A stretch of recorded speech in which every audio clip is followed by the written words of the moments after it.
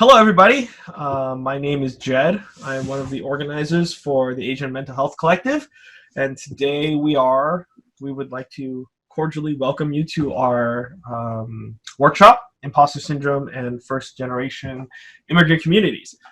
Today we are joined by Sarah Stanizai, who is a MFT based out of Long Beach, California, and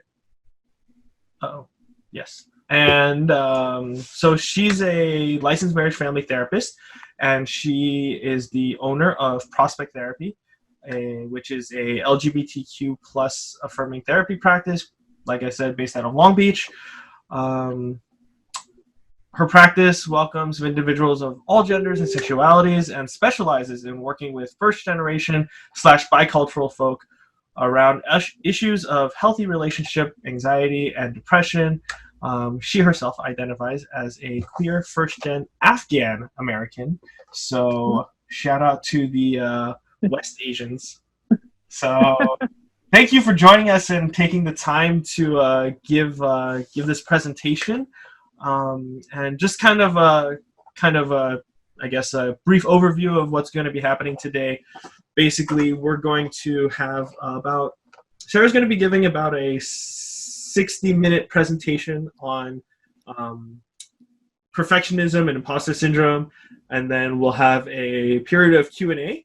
And then for those of us who would like to join us afterwards, we're going to have breakout rooms where we can kind of discuss and kind of go over and talk about some of the things that we covered today.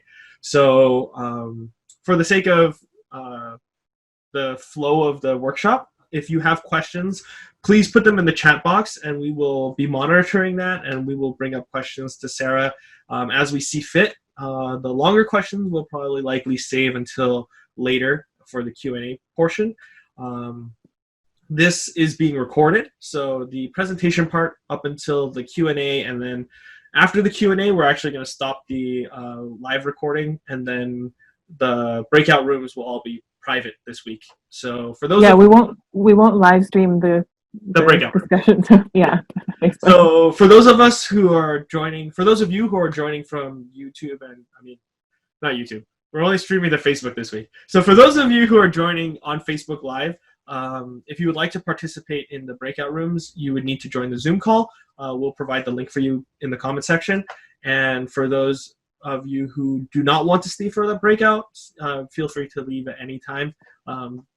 Please don't feel any pressure to have to stay if you have to leave at any time. The rest of the recording will be available on Facebook for viewing afterwards, at least for the presentation and the Q&A. So just in case something comes up and you have to leave, just be aware that that's an option for you. So yeah, Thank you. Yeah, I think. Oh, one more quick thing. The breakout rooms will be separated into. There will be a professionals breakout room. So if you are a mental health professional and you would like to be in a kind of breakout room in the room with me, yes, the other mental health professional. So if you would like to be in the breakout room, and if you're a professional and you would like to discuss. If you have questions or potential feedback to give, we'll have a professional room for that. And so just leave your name in the comment, or I guess we can do it right now. Just raise your hand, and when we break out the rooms, so that we know where to put you. And with that, we can see who's still around at that time. Also, we can figure it out then too. Yeah, with that, we're gonna go ahead and hand the time over to Sarah. Yay! Thank you, Jed. Thanks everybody for logging in and for taking time out of your weekend. And thank you to Asian Mental Health Collective also for inviting me to collaborate. Side note, I'm very impressed with you all, and you work really hard, and I have really enjoyed the planning process, and you all reply to emails very, very quickly, so I appreciate it. So I'm happy to collaborate with you. And thanks everybody for joining. I'm not even gonna look at how many people are in here because it's gonna freak me out, but I'm really excited about all the interest for this. This is a topic that I love presenting on, and I'm happy to see some familiar folks and plenty of new folks. So thanks everybody for being here. My name is Sarah Stanizai. I use she, her pronouns. I'm a bisexual first generation Afghan American. So my family is from Afghanistan. My sister and I were both born here in Los Angeles at an undisclosed time in the 80s. So like we said, we do have 2 hours today. The first half is going to be more of the lecture portion, but definitely put comments, questions, praise hands, whatever you want, like any positive feedback, anything in the chat, because doing this on Zoom is a little weird, but I can see you. So thanks for being here. I do like to share my story and social location. I know my story isn't the same as everyone's, so I want to give some context for where I'm coming from, and just so you know who's talking at you for an hour. And then I'll give some background and information on imposter syndrome, what it is, how to tell if you have it, and break down what's going on for you when you have imposter syndrome. I'll talk specifically about how it impacts bicultural people. Imposter syndrome affects everybody, not just us, but there are specific factors to consider for people who have a bicultural experience. So immigrants, children of immigrants, but also if you have, if you're multi-ethnic, or if you are transracially adopted, there are a lot of ways to have that bicultural experience, and so we'll talk a little bit about that. And then at the end, I'll give some ideas for how you can manage the feelings with or without therapy, even though everybody needs therapy, but things that you can do on your own or in your community with your friends, family, coworkers. So we'll go over that, and that will actually lead us into the small discussion groups. So I do encourage people to stay. I know there's a lot of people in here, but the breakout rooms will be smaller, and I want you to turn your cameras on, and I want you to like communicate and connect with people, and hopefully you can have more intimate conversations that way. And thank you to Jed and all the moderators. So those breakout rooms will be facilitated by someone. It's not going to just be like Facebook chat. And they're also helping me moderate all the questions. So please feel free to put those in the chat, and I'll pause for questions throughout. So hopefully we can get to those. Deal? Oh, disclaimer. This is not a substitute for medical advice or an evaluation by a licensed therapist. Like I said, I do give this talk a lot. I've given this as a training to other therapists. I've given it just to the general public. So this really is for, thank you, Jed.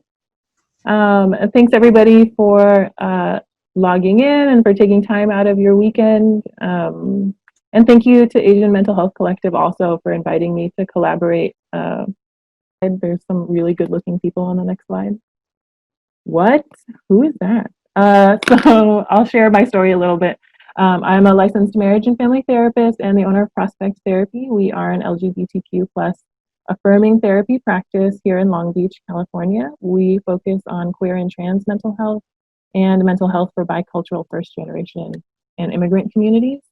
So we certainly help people with imposter syndrome and anxiety. We love working with people in relationships. We love couples therapy. We do help people in eating disorder recovery through a health at every size framework. And generally, we help people, we guide people through identity development, specifically around gender and sexuality. I've been a therapist since 2012, and I started Prospect Therapy in 2018. Yeah, like the beginning of 2018. It might have been a little bit before that.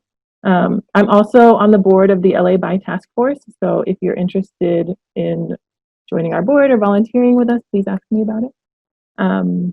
And so all of the therapists, in addition to serving, hundreds of clients in that time, all of us do provide training and consultation to organizations. We do like to present at conferences. We like giving workshops like this in the community just as a way to give back and share information for people who may not be ready for individual therapy. But we also do this just to stay visible so that people who are looking for therapists like us know that we're out here. Visibility and representation is really important to us, and I made sure that our whole team reflects the people that we serve. So I'll share my experience and all the first gen folks in here. You might also share some of these experiences where people judge you for who they think you are or who they think you should be, what you look like or don't look like, what languages you speak or don't speak, your religious practices, and so hopefully you can relate to what you're hearing. I grew up in an Afghan American household, so I do come from that Central Asian collectivist culture where the emphasis is on community health over individual health. And I had very loving, kind, supportive, wonderful parents. I love them. But they did have very specific expectations for me, and I learned early on how to meet those expectations and make sure that they would be proud of me. So I did the classic. I worked hard in school. I got good grades. I was the quiet and obedient one, which is surprising to some people in here. But I was at some point, and that's the role that I played in my family. And for folks in here, you might recognize, you might play a similar role in your family. I've written a lot about being like the black sheep of the family, but I think growing up, a lot of us just tried to be like the invisible sheep and just wanted to blend in. What that looked like was out in the world, I was the weird ethnic kid, like 16 different kinds of rice and lavash bread for lunch, even though all I wanted to do was like bring peanut butter and jelly on white bread.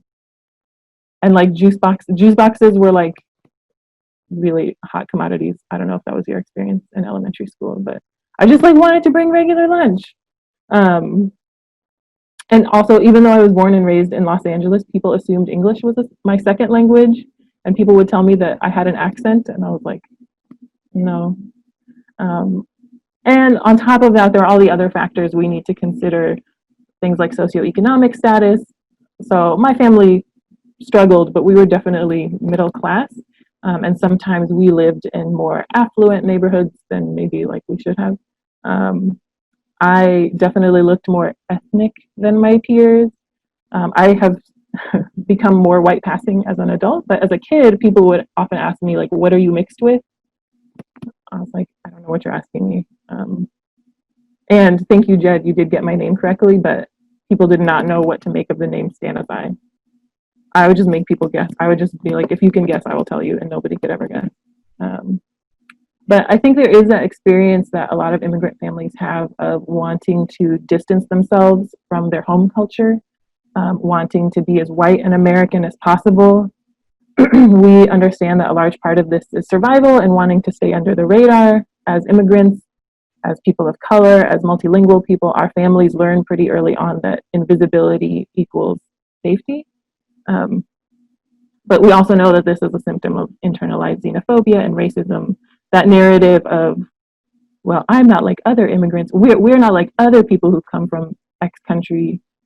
That's really internalized negative messages that our families carried with them. And so a lot of people my age, and myself had that experience of distancing ourselves from our culture. We watched our families do this, and we wanted so badly to be white. We wanted so badly to have a seat at the popular kids table and to stop getting those weird questions. But I think part of identity development too is going to the other extreme and embracing our culture very tightly and representing, and sometimes I think wanting things from it that it can't give us in America. And what I mean by that is, especially for collectivist cultures that value community and family, it's not just that like, oh, I care about my family, like everybody cares about their family. It's that fundamental definitions of success don't rely on and don't include the individual. So achievements in more collectivist cultures are valued only by what they can bring to the community or to the family. And if something brings you individual happiness or that makes you personally proud, that is seen as less important. Or best case scenario, like that's the icing on the cake, but the real value of anything is what can it do for us, for all of us. And I've been thinking about this idea. I didn't put this in here, but there's like an idea about the push and pull between that individualistic mindset of like every man for himself and anyone can do anything if you work hard enough, and celebrating individual achievements. But there's also that pushback when people do celebrate individual things about them, individual parts of their identity that they're proud of. For example, like if somebody is like, who cares? Why do you need a parade for that? And I'm just, I'm thinking about like, why do we celebrate one aspect of individuality of like achievements, but we turn away from other things that make people proud about themselves? But that's a whole other talk. Maybe I'll do that one at the conference, you guys. But anyway, so hopefully your relationship with your culture and your identity eventually evens out, and you can feel more comfortable in your own skin, and you can understand your identity as a complex thing, that as much as sometimes we might want it to, one word doesn't describe the entirety of your experience. I can't just say that I'm white, or I can't just say that I'm Afghan or Asian or Latinx or immigrant, or I can't use one word to describe who I am. And for me, that result of kind of growing up in two different worlds, and the early traumas and microaggressions and other things that I experienced, meant that I grew up with my own anxiety and depression, which I thought were normal because no one told me otherwise. Those were not topics that were discussed. Like, there is no word for mental health. Feelings are for white people. Actually, fun fact, my mom actually became a therapist while I was in junior high, so I actually got to watch her go through that process and learn to be comfortable with feelings and start speaking the hell up about it. And it's kind of nice because now I'm a therapist too.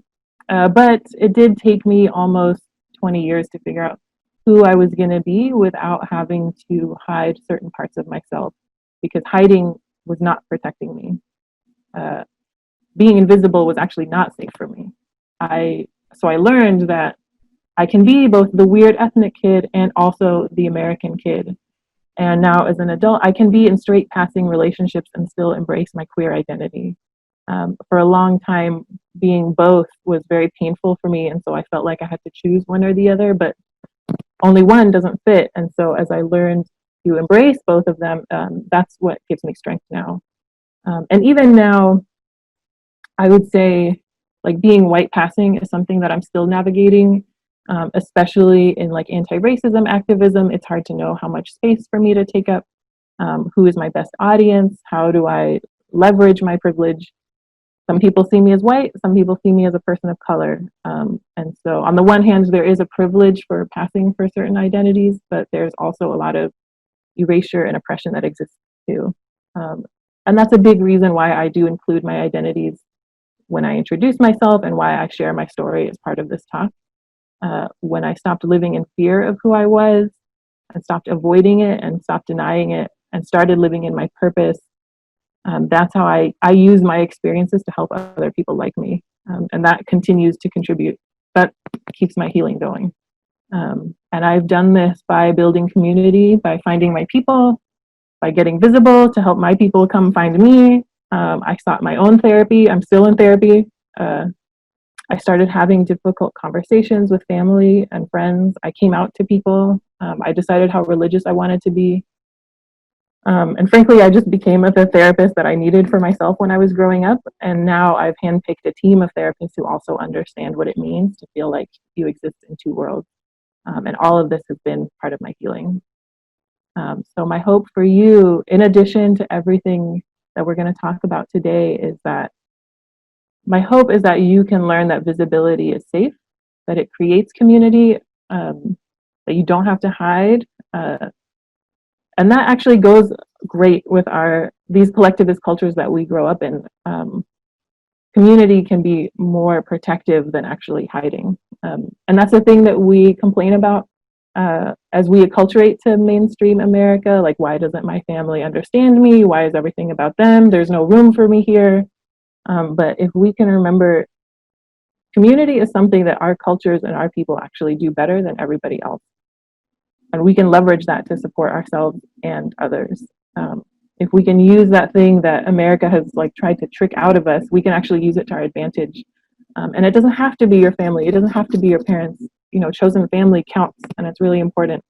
So I don't want you to view community as an oppressive thing. It can be a really supportive thing. So I do share this to give you some context, just so you understand where I'm coming from, and hopefully you can relate to it. But also, I do think it's important that we value lived experience. Most of everything that I just talked about, most of that happened before I became a therapist. And so when we bring all of that history to our work, whatever kind of work we do, there's an added benefit to whatever service we're providing. So I don't want you to hide from who you are, and I want to make sure people can develop their own identity in a way that feels comfortable for them. Deal? Yes. Hi, Booney. Hi. Yeah. So we can move on to the next slide, and I will get off my soapbox. Any questions or like responses or anything to all of that stuff I just said? I'll just pause. I don't know if any questions came up. Thank you. Can people relate to that, or am I the only one? I'm just kidding. Cool. Thanks, everybody. So I am going to get started and talk about imposter syndrome specifically. So first of all, imposter syndrome is not its own official diagnosis. You can't be diagnosed with it. The symptoms of it, or the things that make up a lot of it, do overlap with other diagnoses, like anxiety and depression, but also things like OCD, eating disorders. It can look like a lot of other things, but essentially it's a pattern of beliefs and behaviors based on those beliefs. And side note, for my mental health providers in here, diagnosis itself is nuanced, and I don't want to pathologize anybody's experiences. So I'm not going to get too far into diagnosis, but I do want to talk about what it looks like. So there are a lot of definitions of imposter syndrome. I Googled them. I mean, there's like a million, but essentially what I like to say is that it's a persistent inability to believe that your success is deserved, or that it's been achieved legitimately as a result of your own effort, skill, or knowledge. And despite external evidence of that success, feelings associated with success are not internalized. So you work really hard and you achieve things, but you don't get the payoff of feeling good about it. And I know it's like been in pop culture recently, and it seems like a new thing, and it is relatively new, but imposter syndrome or imposter phenomenon was identified in 1978 by Pauline Clance based on her research studies of high achieving women in college and university settings. All high achieving women in college and university settings, that was me. It's characterized by people of all genders who are successful by reasonable external measures, but then they have not internalized that success. And instead, they report that their success was gained either by accident, by an oversight by someone else, that they got lucky, or that they're generally just a fraud waiting to be found out. And side note, while it was originally researched among college women, newer research suggests that it's experienced across the board. I do have references for that, but I am realizing that I forgot to put them in my presentation. So just email me if you want references. I've given this talk a lot, so I have a whole bibliography if you want it. But that makes sense when you think about it, because people of all genders experience specific expectations from society, and we all struggle with self-image. It certainly does affect women, but it affects everybody. And I would probably guess, it probably affects non-binary people significantly more, partially because of that experience of not fitting into a binary world. Yes, Vivian, I think a lot of people cringe when we receive compliments. I'm getting used to it, so you can give me as many compliments as you want. We can go to the next slide. So these are some of the characteristics of imposter syndrome. Just keep these in mind. Please don't use them like as a checklist or like proof of anything. Again, this is all existing as part of a pattern of things. So I think we've all done at least one of these things a lot, so it's fine. But some of the telltale signs are you don't let yourself stop working because of a fear of failure. If you do stop, it means you just didn't try hard enough, because nobody can work forever, and you will be forced to stop at some point just because you need to like sleep and eat.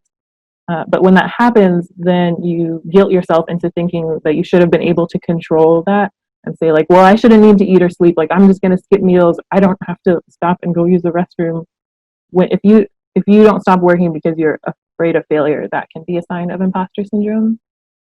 A lot of highly intelligent or gifted people, any like gifted and talented education alumni here, a lot of us, it's counterintuitive that like really, really smart people have imposter syndrome.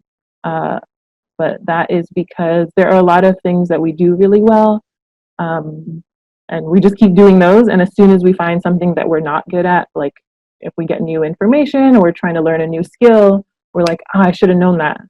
But as soon as I come up against something that's outside of my comfort zone, I'm like, okay, well, I didn't know this thing, so now I don't know anything. Or like, I didn't do this one new thing that I've never done before, so everything I have done doesn't count.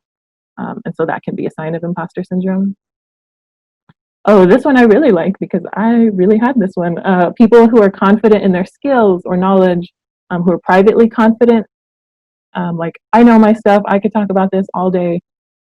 But then when asked to share it or train somebody else or give a presentation to many people online, we panic and we're like, okay, but it's not ready yet. But hold on, I have to like fix it. Or wait, like maybe you should ask somebody else. Like somebody else probably knows this better than I do. And so as soon as we're asked to demonstrate something publicly that we internally feel really confident about, and we panic, that's also a sign of imposter syndrome. Also, the people who do everything alone and don't ask for help. Sometimes I like doing stuff alone. That's fine. There's nothing wrong with it. But when people say like, "Oh, it's just easier for me to do it by myself," if the reason you do that is because, well, if I let this out, if I tell somebody I need help, they're gonna find out that I don't know anything. They're gonna think I don't know what I'm doing. They'll know that I'm a fraud. So I have to like hide and pretend that I have all my stuff together. So that's a sign of imposter syndrome. Perfectionism can be like its own whole talk. Perfectionism is like a huge part of imposter syndrome. It's the combination of wanting to do our best and working hard, which is a very nice value, which is a value that we get from our families. There's nothing wrong with it. But it's that desire, and also at the same time feeling like success is unattainable, that I always try to do my best, but I never actually do. So it's like a catch-22. And I think of this in terms of like goal setting. So a perfectionist might say the only good goal is something that I can't actually achieve. Because if I set a goal for myself and I achieve it, well, then it doesn't count because it was too easy. Like, of course I did it. But if I make a goal that will push me or is a little bit outside of my norm, there's a good chance that I won't achieve it because I haven't yet. And then when I don't achieve it, that failure then reinforces my negative self-image. And I'm like, see, I knew I wasn't going to do it. So perfectionists like can't win. And again, this is different from just wanting to be great or wanting to do your best, which is fine. Like that is a good quality to have. It can motivate you. It feels really good. But you can tell if it turns into perfectionism based on how you treat mistakes. So people with high standards, people who just like want to do their best, when they make mistakes, they're like, okay, well, this is part of the process. I'm learning from it. This is just giving me more information and I'm going to keep going. Mistakes are neither good nor bad. It's just information. It kind of sucks sometimes, but yeah, I'm just going to keep trying. When perfectionists make mistakes, we feel like a complete failure. We fixate on the negative. Someone who is a perfectionist is actually less focused on the results or the outcome or the goal of what they were trying to do. And they just focus on mistakes that they make along the way. So those are some ways that you can tell. I want to know what people are resonating with, if one or more of these feels more like your experience. Yes, progress, not perfection. Yeah, privately confident. That's why I love doing these presentations because they used to like scare me. I mean, they still scare me a little bit, but you all are cool. So we can move on to the next slide. Thank you for, oh, Mirit, that's really smart. Even when you fake confidence, you still feel fake. It's true. Dang. Okay, so don't freak out. This is the imposter cycle. And it looks a little overwhelming, but I will take you through it. And it's just a way, I share this with my clients. It's a way to organize all the thoughts and feelings, like everything that's going on that's so uncomfortable when we're in this cycle. And it's just a way to make sense of what's going on. And what I like about this is that each of these boxes are like circles. Each shape on this is an opportunity to break the cycle.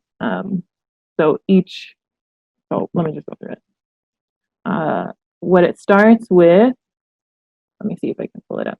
So it starts with, in the upper left, it says like achievement related tasks. So that is a goal that you have personally. It's an expectation that your family has from you. It is a work or school assignment that you have to complete. That's basically a task is literally anything that you're trying to do. And people with imposter syndrome immediately are plagued with anxiety, with self-doubt, and with worry. Somebody who doesn't have this would be like, oh, cool, this is exciting. I want to try this. Nobody in this room is like, reacts that way. We're all like, no, like, I can't do this. This is hard. Like, I'm scared. And so what happens is we generally fall into one of two camps. And some people fall into both.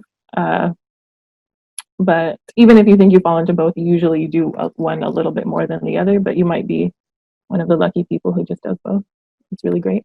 But what happens is once I have a task, I will either over prepare and overwork and do all my research and make Excel spreadsheets and lists and use every color of Post-it, and I will format my paper. I will like I will work way harder than I need to because I'm in my mind, I'm afraid this isn't good enough, or they're going to find out that I'm not smart or I'm not successful or I can't do this.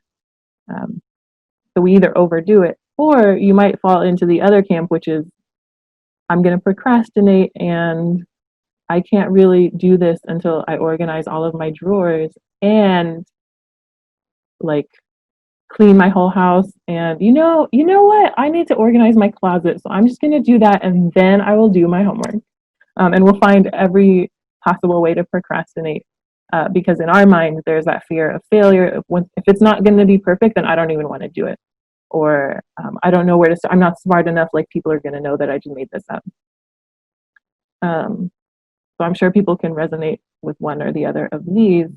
But we're all smart people and we all have, strong work ethic and values that we get from our families, and we're intelligent.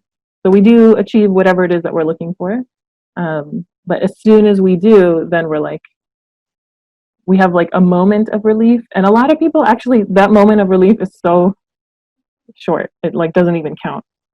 As soon as it's done, then we're like, oh my God, like this was terrible. I can't believe I completed this. But, if you turn in something for work or you get a good grade or whatever the goal is, and you get some sort of positive feedback, if you are in the overworking, over preparing camp, as soon as someone says that, you're going to discount it and say, oh, well, like it's not that, it was nothing. I worked really hard. It's not that I'm smart or have skill or like I personally brought something to the table. It's just that by sheer force of like how many spreadsheets I made, that's how I completed this. It wasn't me. It was just I worked really hard. If you're in the procrastination camp, you'll say, well, I just got lucky. I don't know how this happened. I mean, you should have seen me. I was doing an all-nighter and I just like finished my paper and I turned it in right at the deadline. And we think it's almost like has nothing to do with us, even though we are the ones who like just did all the work. And what happens is that that incongruence between like everybody's giving me feedback, even if it's like medium good feedback, but they're like, thank you for doing this. When I get that feedback, in my mind, all I'm thinking of is like the cluster F of like what it took for me to accomplish this. And so I'm like, well, none of this counts. And it feels very incongruent. There's some dissonance that happens when someone says like, hey, good job. And I'm only thinking of what I did wrong.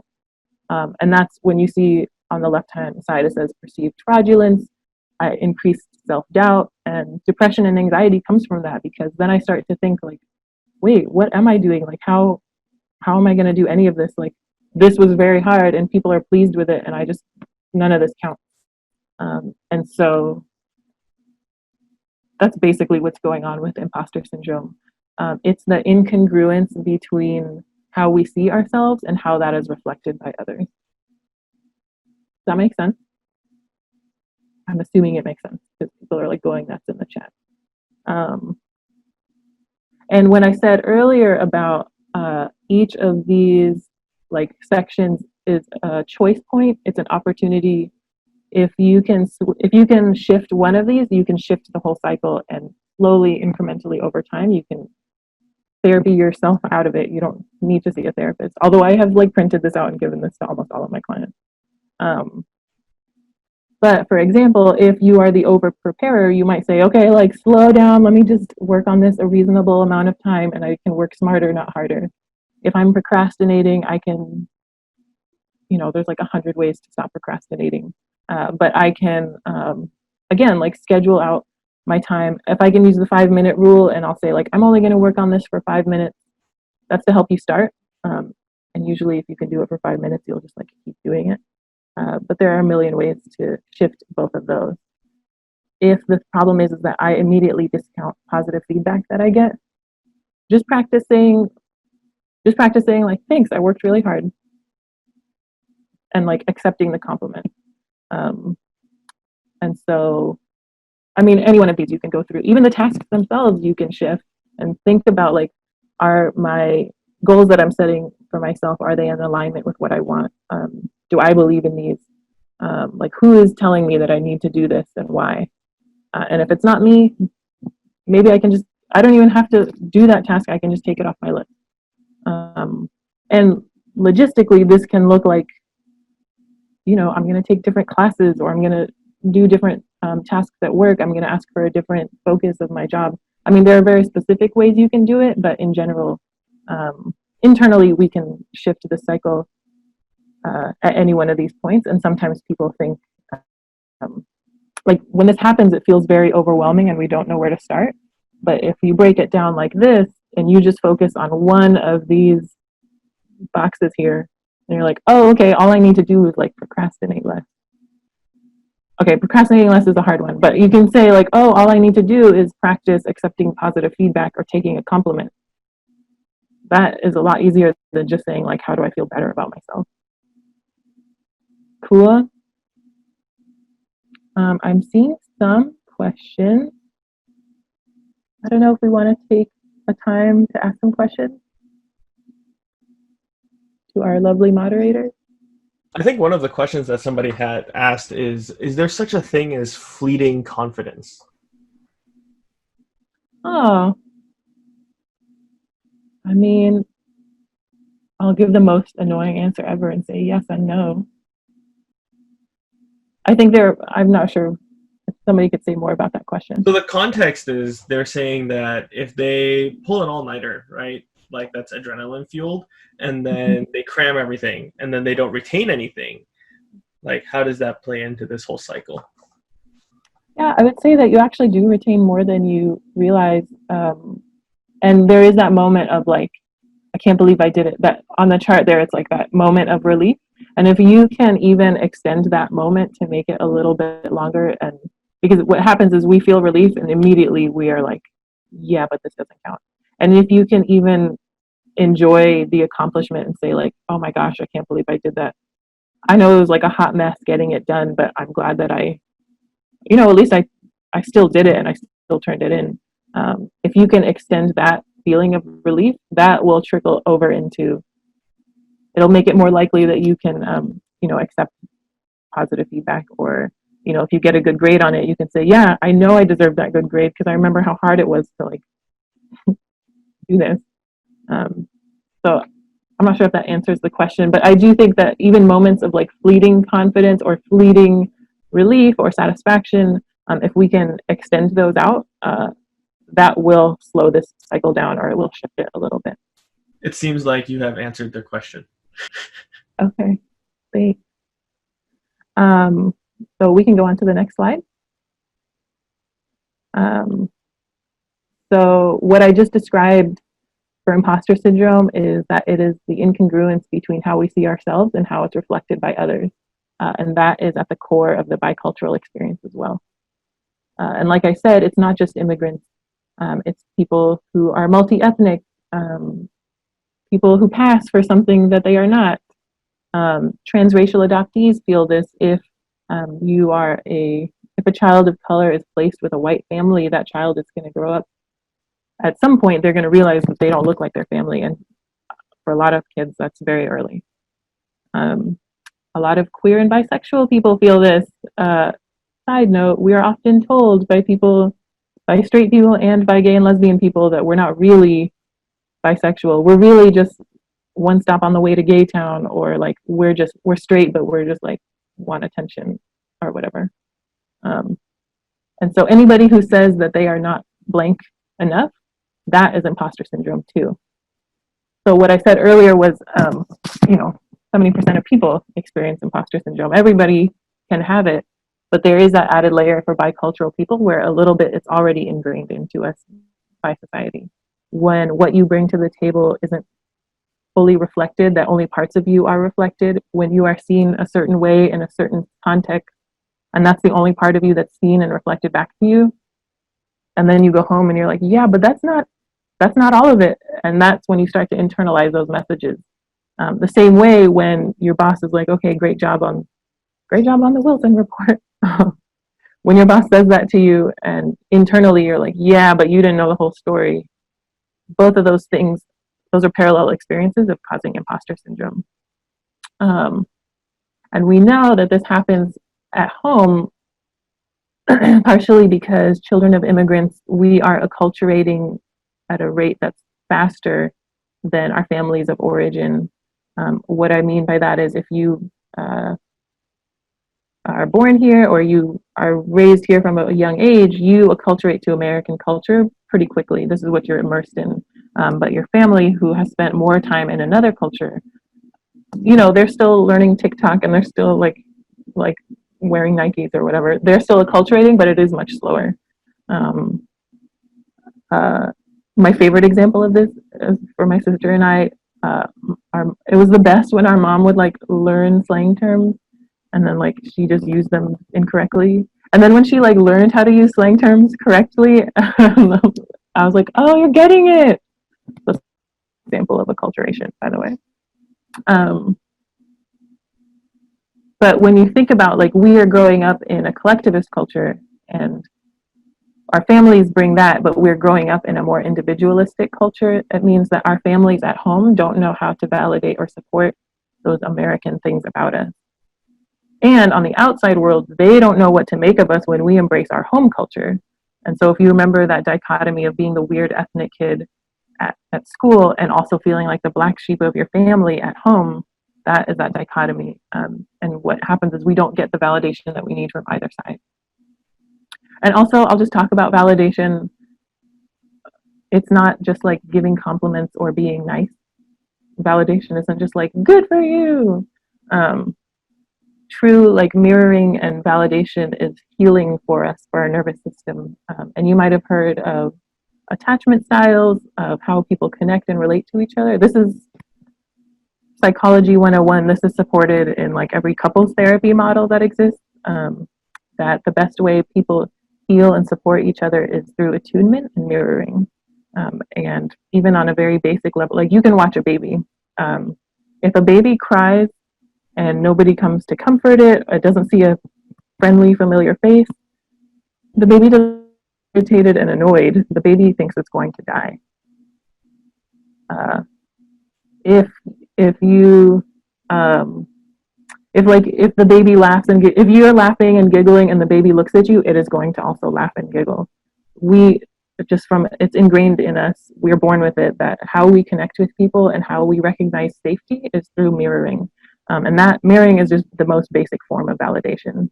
It communicates that we're safe, that we belong, that someone is going to come help us. And that doesn't go away as we grow up. Sometimes when we don't get that validation, even as a young baby, that same fear comes up of like, wait, I'm left out. Like if I tell a joke and nobody laughs, which never happens, by the way, but if it did happen, if that happens over and over, I'm going to internalize that message of like, oh no, I'm out on my own, like I'm gonna die. And so that's what I meant by invisibility is not safe. If I internalize those messages, it means the world is not a safe place. And so our families, and so that dichotomy between our families trying to lay low and be invisible, we thought that was safety, but for us, we actually do rely on that reflecting and mirroring and validation. And so it's not just about like participation trophies or a pat on the head. It's about meeting people's basic needs for attachment, for connection, and survival. And so, you know, our families love us and are supportive of us, and they want to do that for us. But because their collectivist definitions of success don't match up with ours, they're looking for ways to support us and they're not seeing it. It's not that they don't want to be happy for us. It's that they're looking for things that they recognize as achievement, and they don't see them. And for us, we think that we are giving them all these opportunities to recognize our success, and they are not seeing it. And so then we get disappointed. And we're like, oh, my family doesn't care about me. And then they're confused and they're like, what's wrong? Why are you so upset? Which like is the worst thing to say to me. But anyway, I'm curious in here, how many people in here, your parents either don't know what your job is or they don't understand what you do for a living? Yeah, right. And usually that's one of the ways that we try to like give them an opportunity to praise us or give us success or something. And they're like, oh, cool. How much does it pay? And you're like, oh my God, mom. But that's because everybody understands money. Like, I don't care what culture you grew up in. That's why when you get that job, that's usually the first thing that they will ask. But it sucks because then we don't get the same backup or support as our American peers have. And when we're like, okay, fine, they don't get it, I'm just going to do this on my own because it makes me happy, it makes us feel like we're leaving people behind. It makes us feel like we have to choose between our family and the culture that we were raised in, or our peers and who we are becoming adults with. And it's really confusing when the things that I thought were important to me, I'm not getting that validation. I'm like, look at all this cool stuff I'm doing. And they're like, okay, I mean, it's great, I'm happy for you, but they don't understand it. I'm going to start to internalize that, and I'm going to start to question if it's actually that important because my family doesn't seem to care. And that just compounds the incongruence between my self-image and what other people see me as and what they reflect. And again, that's what bicultural people experience, and also what imposter syndrome is. It's just like the same thing happening over and over. Any questions on that or giving me high fives on it? Yes, my parents are actually frustrated with my career choice as they feel it doesn't save face. Like the simplest way to be successful is to just like make a lot of money, which for a lot of social workers doesn't happen, but it can. We can go on to the next slide. So like I said, what does this look like? So it definitely looks like my family not understanding my job. It looks like they don't retain any information that I share with them. They don't remember my friends' names. They don't know what job I'm applying to. When I went to the graduation for my master's degree, my dad came to my graduation and was like, "Oh, this isn't for a PhD?" And I was like, "No, but thank you for coming." It was like such a neg, but he was like so proud and happy. But also, my dad has 2 PhDs, so he's like, "Are there other degrees?" But what happens is it starts to feel like they don't care about anything that you care about, and it's frustrating because we still value hard work. We still care about excellence, like our families taught us to do that, and so we still try hard. We're not gonna just like give up, but we don't get any of the validation that's the payoff that makes it feel good. And it does, and so we don't internalize those feelings of success. And because of imposter syndrome, if we do get feedback or validation like from other people, we discount it because of how hard it was to complete. And so you start to feel like you can't be a success by both your family's standards and also the outside world standards at the same time. And that means we just try harder and harder and feel more and more disappointed. We get anxious, we get depressed, we lose motivation, we start to question our whole sense of identity. We start to share less and less with our families. If I'm not getting the reinforcement that I want from them, I'm going to be like, forget it. You're not even going to care about it. And then your family sees you as even more of a mystery, and you're like so American, and they don't know who you are anymore. And you're like, why am I going to tell you if you're just going to say something that's going to make me mad? Uh, uh, but this also happens at other places. Also, do you like these icons on the slide? PowerPoint just gave me these, and I was like, how did you know? That's what I was trying to say, but I really like the little bowling pin one. Anyway, uh, so aside from your family, this can also play out at work. Like we've talked a lot about, like you can question your abilities and feel like a fraud. You'll discount positive feedback and question yourself, and any criticism that you get, you'll start to internalize it. When we talk about those characteristics of imposter syndrome, remember, once I come up against a problem or I step a little bit outside my comfort zone, and I might fumble because it's new, then I think all of my achievements are fake. Side note, this goes double if your boss or supervisor reminds you of your parent in any way. And so one thing I like to tell people, like an easy, not easy, but a simple thing that you can do at work is you can find a mentor, or I like finding a mentor because like it feels good and it's nice, and somebody can like give you more nuanced feedback and you can actually develop your skills a little bit.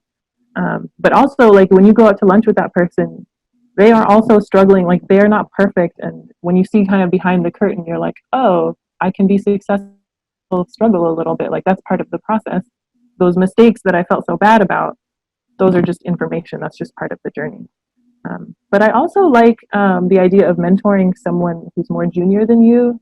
And if you're already pretty junior, I mean, even giving back to your like college alumni association, like through volunteer work, because you probably already paid enough for college, but like mentoring someone as they're coming up, and when they look at you and they think you have it like all together and you're like, I really don't. But it's a nice reminder of how far you have come, and you can start to realize like, oh, I might feel compared to this person, I might feel like I don't have a lot to offer, but compared to this person, oh yeah, I remember 10 years ago I was not doing this. So it just reinforces what you know and what you can do in the future. I also like bosses love doing this, by the way, but I was like, try a new project or like a low stakes task or thing that you can implement that it's kind of okay if you make mistakes on because it's like new and nobody's paying attention to it yet. And bosses love it because they love giving you more work for not more money. Where they're like, that's a good idea. Do you want to run with it?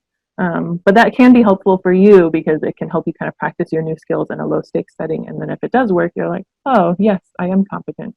And also to seek feedback from someone that you trust, whether that person is your supervisor or not. If it's someone you know will tell it like it is, if you trust that person, you're less likely to like discount it and say like, oh, okay, that is something I do well, or that is something I need to work on. And side note, just try to let go of managing other people's perceptions of you. Sometimes it's their own stuff and nothing you can do will affect it. Yeah, sometimes you just have to let that go. I've had to let that go a lot as a business owner, but we could talk about that in the breakout room. There was one question, if you don't Yeah. mind interrupting. So somebody asked, how do we combat the negative effects from the lack of mirroring and validation? And if we can't get it from our families, how can we build confidence and self-affirmation within ourselves? Excellent question. This is why I started the talk on my soapbox about getting visible and finding community. Because you know, when you meet someone else who you know has had the same experience as you, and you're like, you don't even need to say it. Like you just say, like earlier I said, like, oh, who else has done GATE? And people were like, GATE, yes, I remember. I know everything about it. And we didn't need to like explain what that was. And even those micro moments of like connection, that is validation.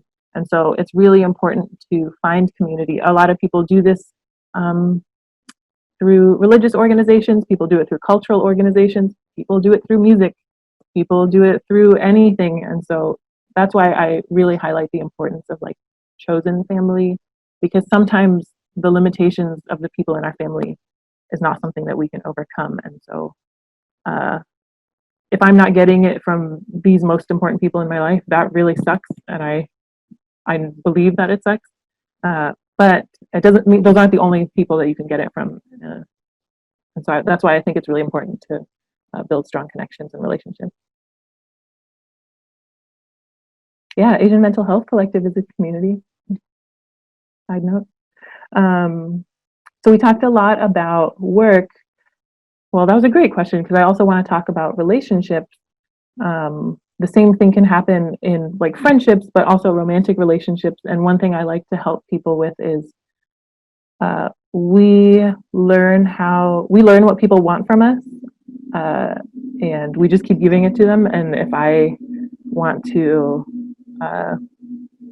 if I'm the friend who like, oh, I go to this friend because we just use this to vent and complain about people, or like gossip and be petty and have those kind of discussions. Or this is my friend that I go to when I really want to like talk about my career, and like I know that I can go to them with any kind of work question and they're going to help me.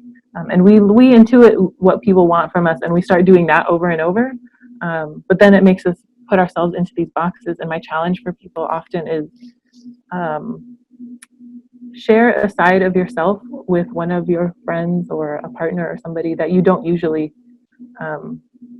because that will help you practice being vulnerable, but it will also give them the chance to validate something other than like your new job, or validate the relationship that you're in, or validate the thing that they usually come to you for. And that will help remind both of you that your identity is much more dynamic and there's much more in there for them to validate. And that's tricky because sometimes they'll be like, yeah, okay, can we talk about this person for a second? And so I'm making my friends sound so bad, but anyways, that's tricky because like sometimes they may not pick up on it, and so you may have to try a few times. You can even try this with your parents. If they're used to saying, like, you coming in and talking about work, maybe you can talk about something else that's important in your life. And if they don't get it, like, that's okay. But if you do that over and over, they'll be like, oh yeah, my kid has more to offer than just how much money they make. And hopefully slowly that can start to fill out your identity for them. The other thing that I tell people is, you know how like spending time with your family, even though you love them so much, but sometimes it's annoying. When you're like saying, you're giving them an update, or you're just trying to have a conversation with them and they're like not paying attention or they don't get it. I want you to stop and ask yourself, what is it that I really want from them? And this is probably also something we can talk more about in the breakout rooms, but this is pretty personal for people. When it's not that I want them to say like, congratulations on your new job. It's what I want is, I want respect, or I want to be treated like an adult, or I want love and attention, or there's some other deeper value that's not being met. And so sometimes we get frustrated because the surface level things just kind of break down and they don't feel good. But if we can pay attention to what we really want and find other ways to get those needs met, that can make the actual conversations less frustrating for us, because we can actually back down and say like, okay, I'm going to accept this for what it is. Let me see how else I can approach this. Oh my God. And then there's so many ways that this happens, but we are at 1:00. So I just want to pause and see. Yes, the Notebook. Remember when Ryan Gosling is like, what do you want? Oh, sorry. I'm going to pause here and see how people are feeling, if we want to move into Q&A before we go into the breakout room.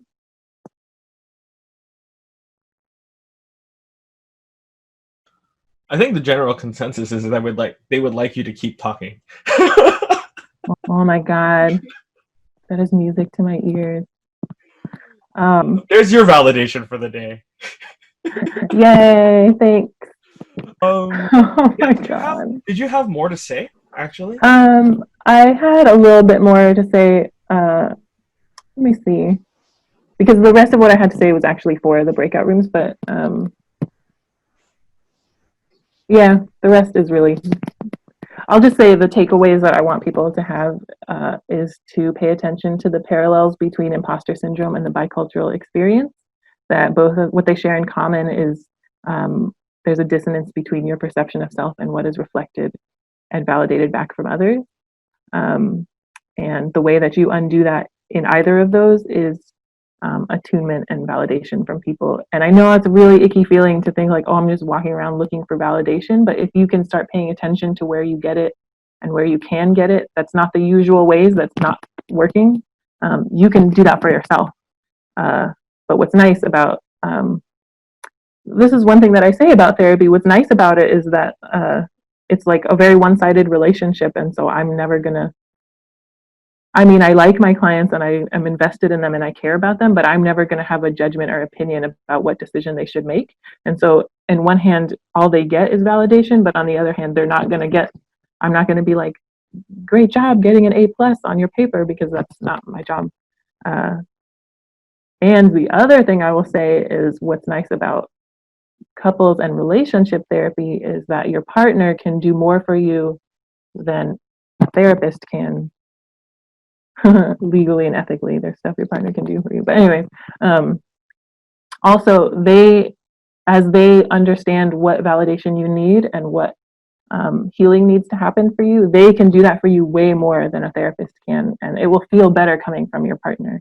And so I think people really discount validation, and they think it's just like it's silly, or like I don't need to make a big deal about it, but it's such a small thing, and it's kind of at the root of all the shame and the issues that we have. So just start paying more attention to it. I know. Sorry, Ren. Well, thank you so much for presenting all that to us. It's I think a lot of people were resonating, and a lot of people were saying, "Oh my goodness, I've never had words for that," but you just explained my entire experience. And yeah, I hear that a lot. I've been doing this for a long time, and so I'm happy to share the information. well, it seems like you're gonna have to be doing it a little while longer because there's a lot of more people out there who haven't been reached. So we'll. Oh, you know what you can do is you can go to my next slide. Yeah. Next slide.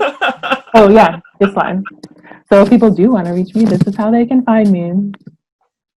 Awesome. So yeah, thanks again. We do have questions if you wanted me to field those for you. Please, yeah, thank you. Awesome. So let's go down the list here. Any research into regional studies of this, given the Asian/Asian American community is okay. So are there any research into regional studies, given that the Asian American community is larger on the West Coast than in other communities? Oh my God. That is so true. Yes, so in putting this talk together, like I have come across a ton of research. Sorry, Dad, I didn't get a PhD and I don't do research myself, but there are plenty of resources for that. And I just saw a post from Brown Girl Therapy on Instagram, if you know her. She has a lot of resources. The Fat Sex Therapist, also on Instagram, has like a ton of saved research and like books and other information. I don't know specifically about regional East Coast versus West Coast, but there's plenty of research out there, and I don't have it handy. Okay, so if we do get our hands on that, we will disseminate that to. We will have a feedback form that you can provide your contact information with at the end, where we can email you any resources that we get from Sarah or that we find that we can forward to anybody who wants it. So just be sure to fill out the feedback form so that we can get that information to you. So the next question is imposter syndrome and perfectionism common with middle-born children whose older siblings are successful and smart, etc.? No. Fine. I am a middle-born child. I mean, there is a lot of psychological theory around like birth order and child placement, and I think I mean, imposter syndrome, like parts of it are so widespread, but I think that is what people are talking about when they talk about like middle child syndrome. I'm not going to comment on whether my older sibling is more successful than me or not, but I feel great. Okay. What about the feeling that people want you to fail? And when you do fail, the feeling that everyone hates you. Yes. So that's not a real thing. that is that internal critical voice that it's a voice that we internalize from our families and our parents growing up. And again, they may not even intend to be critical. And again, everybody's story is different. But again, what they're saying is like, I'm not seeing what you're seeing. I don't see anything like, I know you're giving me all these things for me to be proud of, but I, I didn't realize that's what you meant by that. But what happens is we internalize that, and then that critical voice gets a mind of its own, and it starts saying things like, "Well, you're going to fail like you always do. People are expecting you. People have such low expectations of you." And then we can even interpret.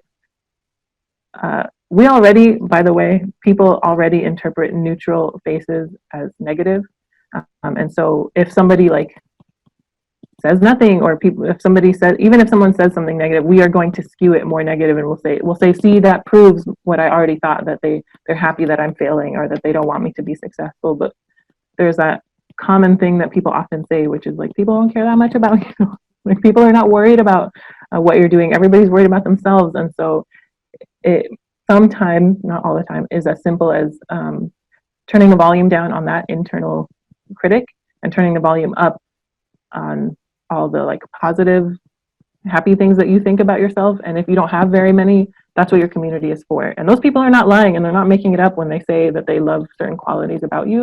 We want to turn the volume up on those. Okay. Do you think perfectionism is an internal characteristic or not? I think it's internalized from a lot of external messages that we get, and a function of how we as children or young adults like adapt and learn how to it's a way that we seek that validation, and it stops working. When we're young, how many times have people been praised for like, oh, what a well-behaved little kid, or like, oh, your handwriting is so neat, or any other way that you can be perfect. That works for us, and we're like, oh, good, I'm a confident child, and we keep doing it, and then it stops working because people don't like, there are other things about you, and people don't expect you to be perfect all the time. And we're like, oh, I keep doing this, why is nobody validating me for it? And so we just keep trying harder. So I think perfectionism is external messages that are internalized by us. All right. The next question. Okay, hold on. Let me read the question so that when I actually read it for you, it makes a little bit more sense. Okay.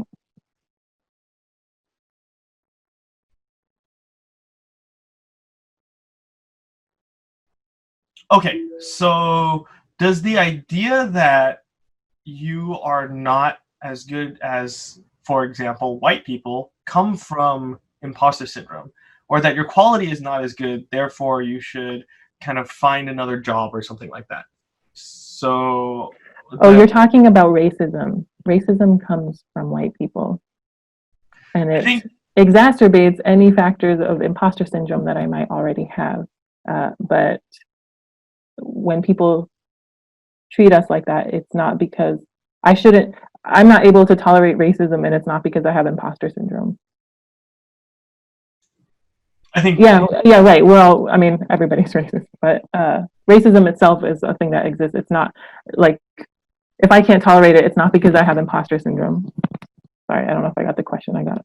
I think the question is more so like, is the thought that, or I guess what you're trying to say is that the thought that you're not as good example, or the thought that you're just not as good as white people is more of an internalized racist kind of view as opposed to imposter syndrome. Yeah, it's what we talked about earlier in that identity development model, when uh, sometimes when people come over, when immigrants say like, well, I'm not like other people from this country, I want to be as white as an American as I can. That is internalized xenophobia and racism. That is saying like, that's shame around, shame that has been put on us, but shame that has been internalized, and saying, well, now that I'm here, I have to be very, very different. And then, like I said, sometimes we go to the other extreme, and we represent, and we fly the flag, and we uh, really want to be visible, and hopefully it can even out so that I don't have to be just one of those things. I can be both. All right. Hopefully that answered that question. I wasn't super sure about what they were trying to communicate, but That's okay. if it's not, then feel free to put it in the chat, and then we'll. Yeah, should we Next do question. the, oh, I was gonna Oh, say, go ahead. should we do the breakout rooms or do we want to do more questions? There's a few more questions. I feel Okay, like we have a little bit of time for that, okay. just because. Yeah, I think we can do some. We can answer a few more questions. They're not super long, so we'll try to get through as many questions as we can until we break out into the breakout rooms. So if your question doesn't get answered, we're sorry. It's just that there are a lot of good questions, and we do want to try to answer as many of them as possible. But we do want to be mindful of Sarah's time and everybody else's time. So we're gonna try our best to kind of work through these questions and. No, my Postmates is gonna be here in 30 minutes. I'm just kidding. I'm just kidding.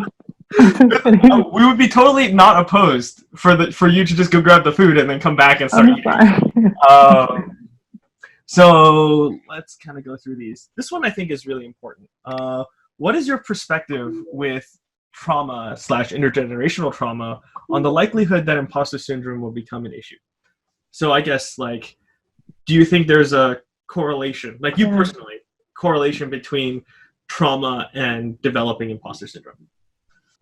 Yeah, that's a really interesting question that I love. I'm so very much like I'm reading a lot about like epigenetics and intergenerational trauma and things that are passed down um, literally in our bodies.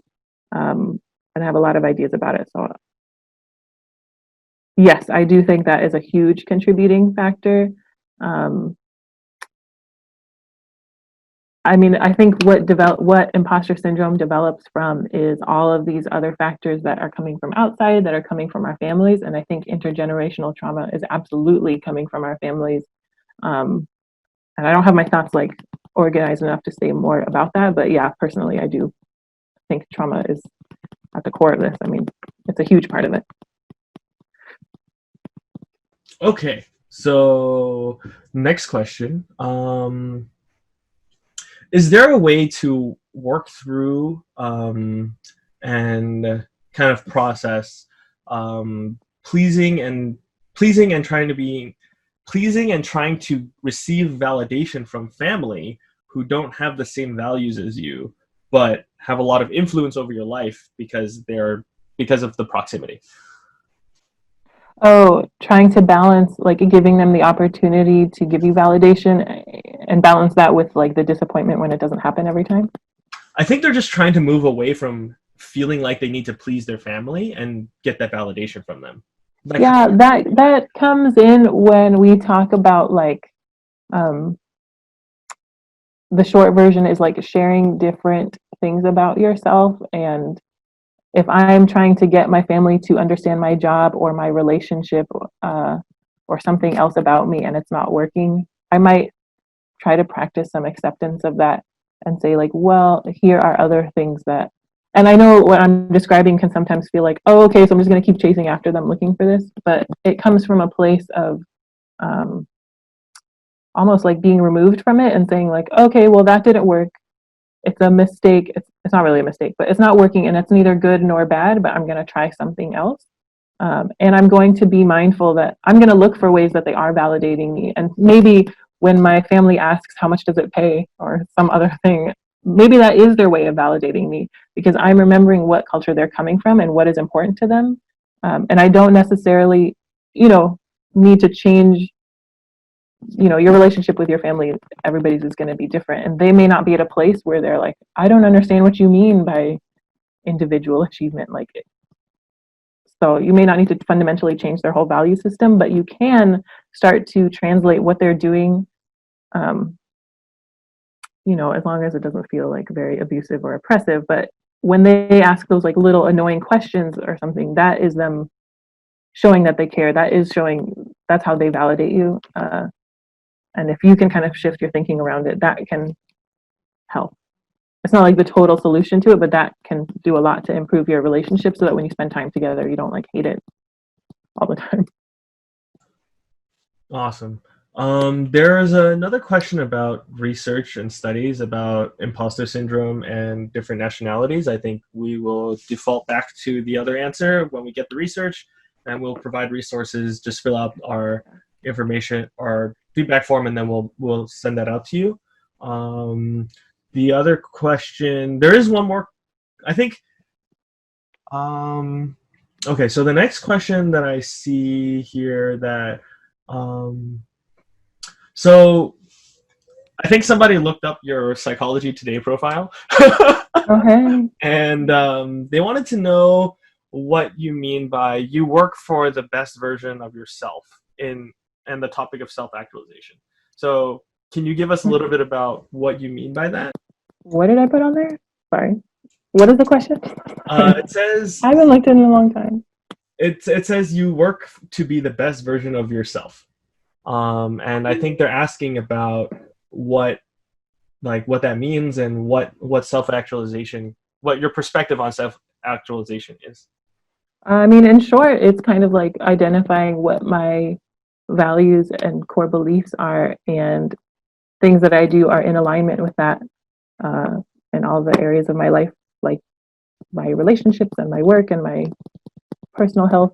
And so, I mean, that's what self actualization is. And so, when I say, like, oh, you're trying to do your best and you are trying to be the best version of yourself, oh, yeah, yeah. And then it's like, oh, but other people keep letting you down. It's because I'm actually looking outward for those people to tell me, like, oh, this is good, or here, you should do this. And I'm looking to other people to um, almost like define me or reflect that back to me. And when I can do that for myself, when I can essentially like reparent myself, when I can decide for myself what's important to me, that's to me what self actualization is.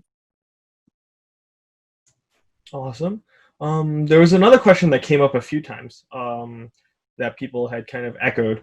Do you have any thoughts for people who come from working class or blue collar backgrounds that don't necessarily have a quote unquote blueprint for success?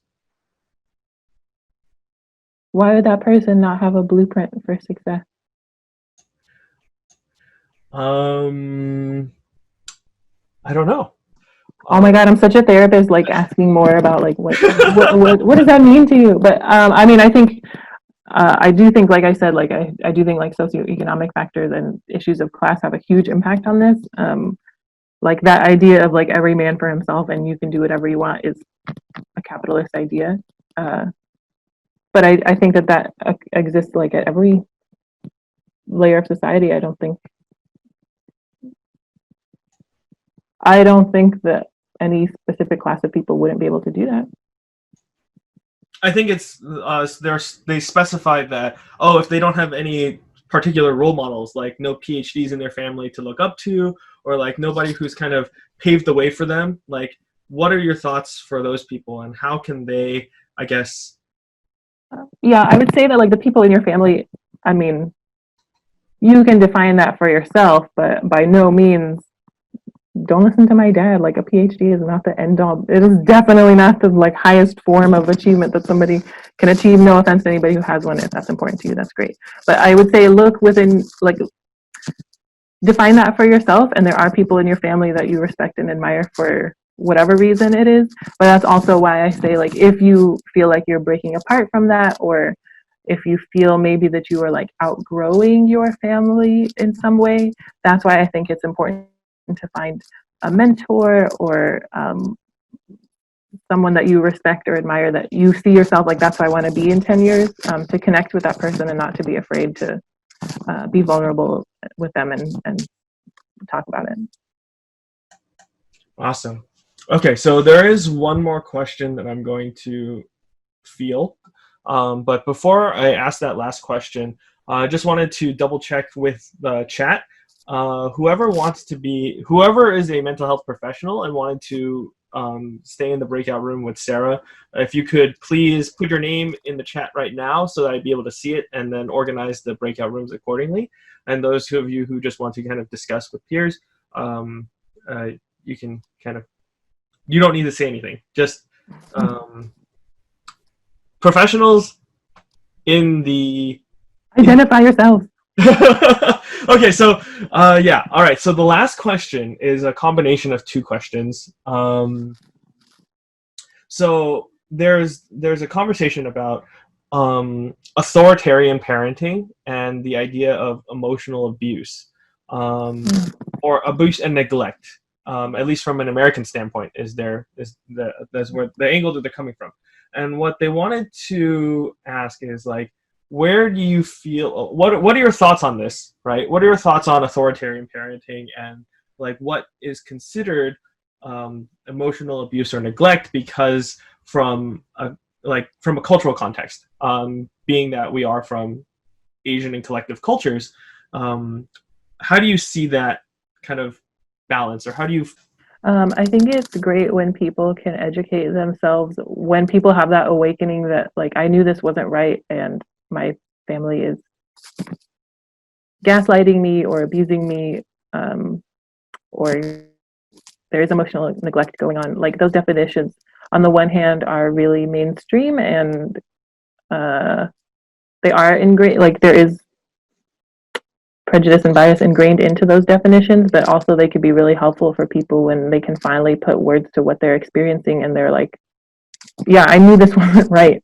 And so it can be empowering for the individual, but sometimes they come up against uh, uh, institutions and structures that don't provide any help. So I do think that there is an element of like only you can fully understand like your own culture, and I wouldn't want to. I would hate for someone to get in front of a therapist who doesn't understand that, and then they're told like, well, you need to, this is what you need to do, and I need to make these phone calls. But instead, empowering the person to decide what feels safest and most healing for them. And sometimes it is like separating and um, just separating from your family. But for a lot of times therapists, that's like the default, where they're like, well, just set better boundaries with your mother-in-law, and like that doesn't always work. And so having individual therapy with someone who can understand that and help you decide what is most important for you is, like, if they don't have that understanding, it's going to be really risky. Okay, I'm going to give you one more question because I'm still working on breakout rooms. Okay. Okay. So, if a parent calls you fake because they see that you're different with your American friends or others, or more positive with them, what what would be the internal? If a parent says that you're being fake when they see you with your with your friends, Yes, I yeah, believe that's what the question is. uh, Like, what? I'm just being more myself. You just don't notice it. Sorry, Mount. No. But yeah, I don't think it's fake. I think it's actually the more fuller expression of who I am. This is how I always am. I think maybe I'm different when I'm at home because I don't know how to be around you, or because this is how I always am. I don't know why you think it's different. I mean, it depends on your family, but I I would just challenge the idea that that's me being fake. I would say that that's actually me being a fuller expression of myself. But what might be internalized is then if that happens over and over, I don't care how old you are, that is a there's a risk of internalizing that, like, oh, maybe I'm not, like, who am I, like, who am I pretending to be, am I just attention seeking, like, why do I have to act this way with my friends, like whatever criticism is coming from the home, if it's your parent or whoever it is, like there's a risk that that would be internalized, and you can counteract it by saying like, no, there's nothing fake about it, I'm just being more myself. All right, so I think I have most of the breakout rooms sorted. If you are a professional and you get a pop up for the breakout room and you didn't want to go, that's okay. I'm going to try my best to um, get all of that sorted. So please bear with uh, us if that does Thanks happen. everybody, thanks for registering and joining in. I really appreciate the questions and conversation. So yeah, so we're gonna end the live stream here for those of you who are watching as we break out into the breakout rooms. Thank you everybody on Facebook who joined us and decided to watch and participate. We want to thank Sarah again for giving her time and being willing to be here and share with us. I think a lot of us really appreciated it, and so we're gonna go ahead and break the rooms out. And if you do get moved around. Or actually, one quick announcement for those of you who are watching on Facebook. Tomorrow, June 14th at 12 o'clock Pacific, 3 o'clock Eastern Time, we are having another workshop about anti-racism and how that affects the AAPI community. So if you would like to register for that event, you can find that on our website at asianmhc.org/events, or you can see the Facebook event that's currently pinned to the top of Subtle Asian Mental Health. There's also a link in the description or a link in the chat right now that you can go ahead and take a look at. But other than that, we hope that you have a good rest of the day, and we will see you all, or see those of you who are joining us tomorrow. Yeah, just have a safe and happy weekend. Yay. Okay, there we go. Okay, all right. I'm gonna break the rooms out now. And if you are a mental health professional and you find yourself in the lobby, and you find yourself being placed into a room, just know that I didn't do that on purpose, or at least I tried not to. And if you are put into a breakout room and you happen to get moved around, it's just because we're trying to balance out the numbers. So yeah, please bear with us as we try to navigate these technological challenges. All right, so the breakout room should be open. And we're just going to watch as people disappear. Oh, so creepy.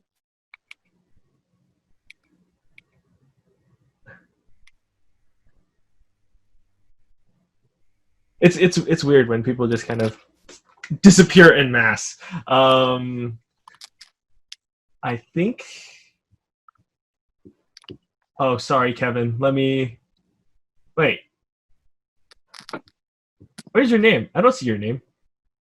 You were assigned to a room, weren't you? I guess. Yeah, you were assigned to a room. Here, let me see if this works. Did you get a pop-up now?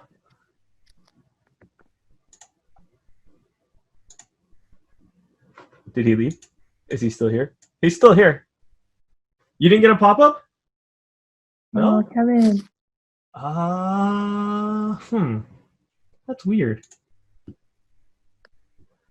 Can you leave the call and then rejoin, and then I'll see if I can move you over. Okay.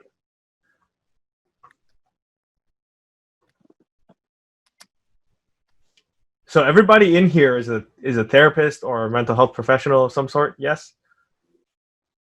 Okay. I don't know. We should have like a screening question, like what are your thoughts? What are your thoughts on the DSM? Please provide your registration number so that we can double check with your board. You should be like, please describe your relationship to the BBS and if you love them or hate them.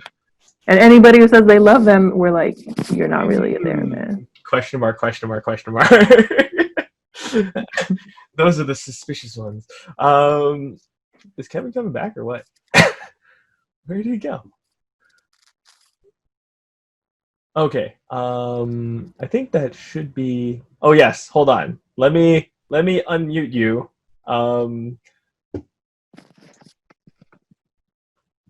I'm trying to manage 100 different things at once. You're doing a great job, Jed. Am I? Yes. Okay. Which group does not have that many people?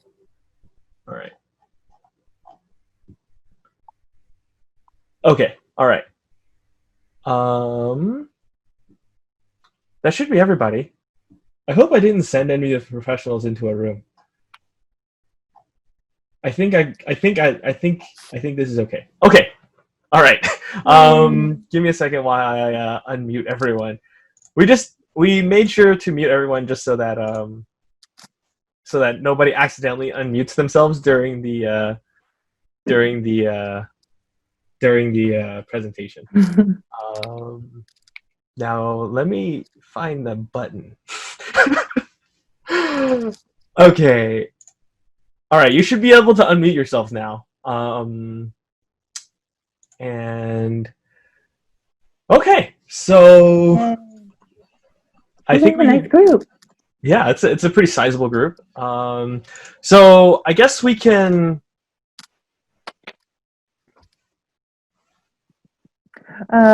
While Jed is doing that, could I just get a sense if you folks want to, if we can go around and briefly just introduce yourselves and let me know where you're dialing in from and also like your work setting. Can I pick on you? Call on you? Mirit, you're first in my hi, sorry. Hi, Merritt or Marion? I said Mirit. I'll start Okay. with Mirit. Okay, sorry, but thank you. Oh, hey, Sarah. Great talk.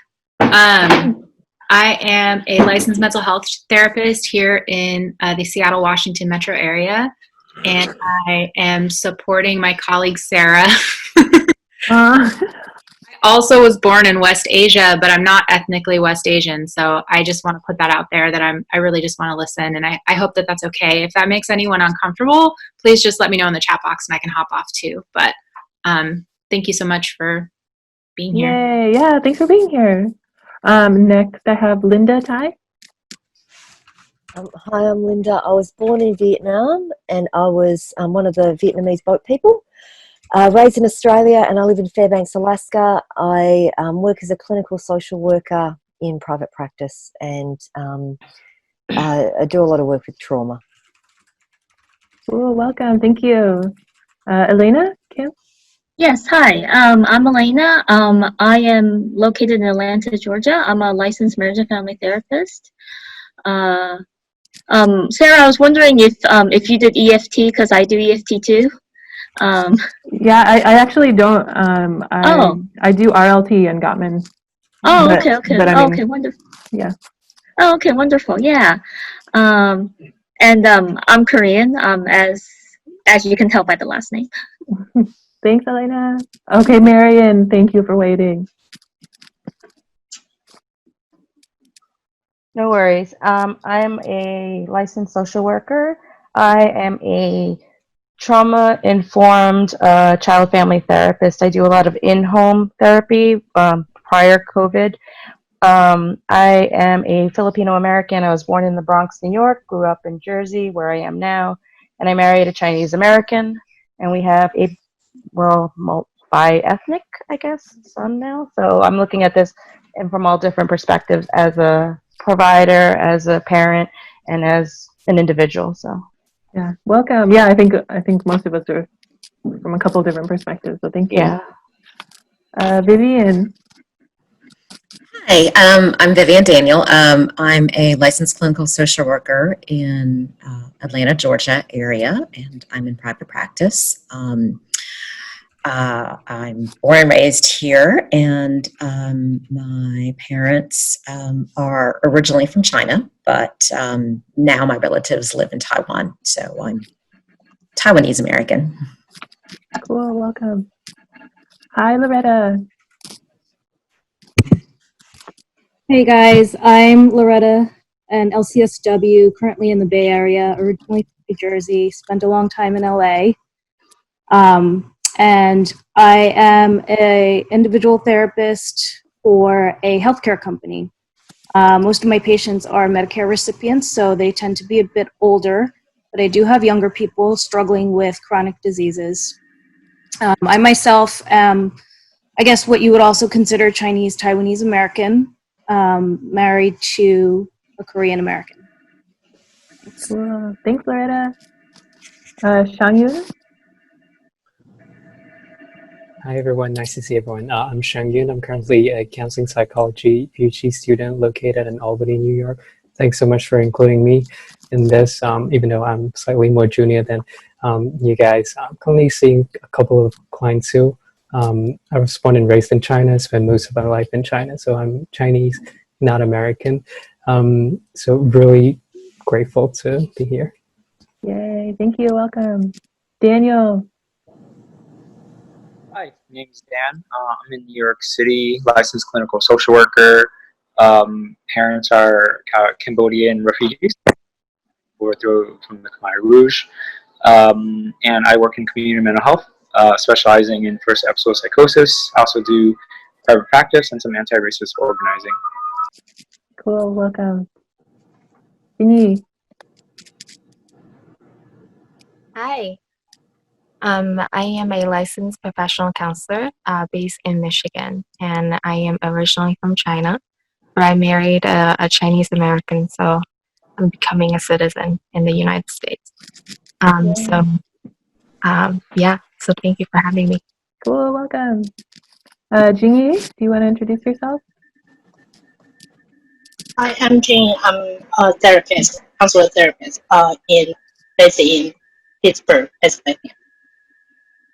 Cool, we have people from all over.